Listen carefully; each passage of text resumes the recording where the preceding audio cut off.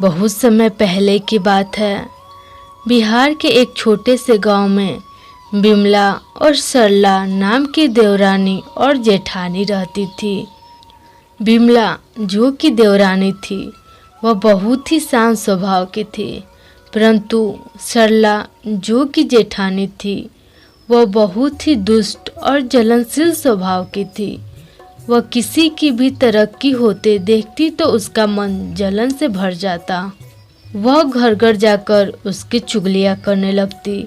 गांव के सारे लोग भी उसका व्यवहार जान चुके थे। बिमला की दोनों बेटियां काफी सुंदर थी, परंतु सरला की दोनों ही बेटी उतनी सुंदर नहीं थी। बिमला की बड़ी बेटी बहुत ही सुंदर थी, इसलिए उसे एक अमीर और सरकारी नौकरी करने वाला लड़का पसंद कर लेता है। बिमला की बेटी की शादी उसी से हो जाती है। ये देखकर सरला जलनशीलता से आग बबूला हो जाती है और घर घर जाकर बिमला की बड़ी बेटी के ससुराल वालों की कमियां निकालती है।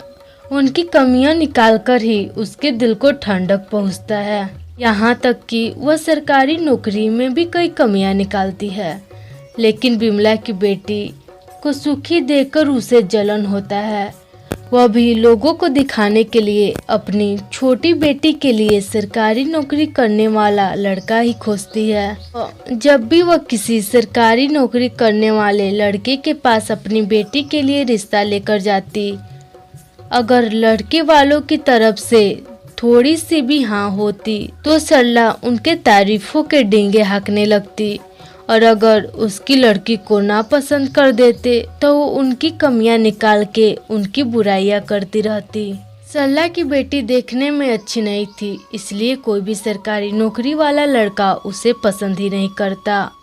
उसकी लड़की की आयु 30 साल हो गई थी, इसलिए उसके रिश्तेदार और गांव वाले साधारण नौकरी करने वाला ही अच्छी रिश्ते बताते, पर सरला अपने घमंड के चलते उन रिश्तों को ठुकरा देती। सरला का घमंड 7वें आसमान तक था।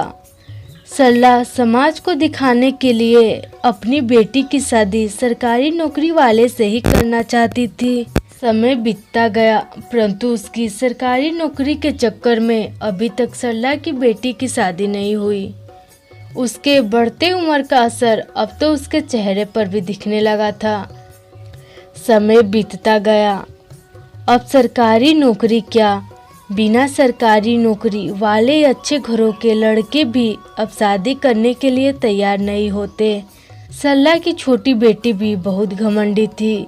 जब सरला की बेटी 38 साल की हो गई, तब उससे कोई भी लड़का शादी करने को तैयार नहीं होता, जिस कारण उसे अपनी बेटी की शादी तलाकशुदा आदमी से करनी पड़ी।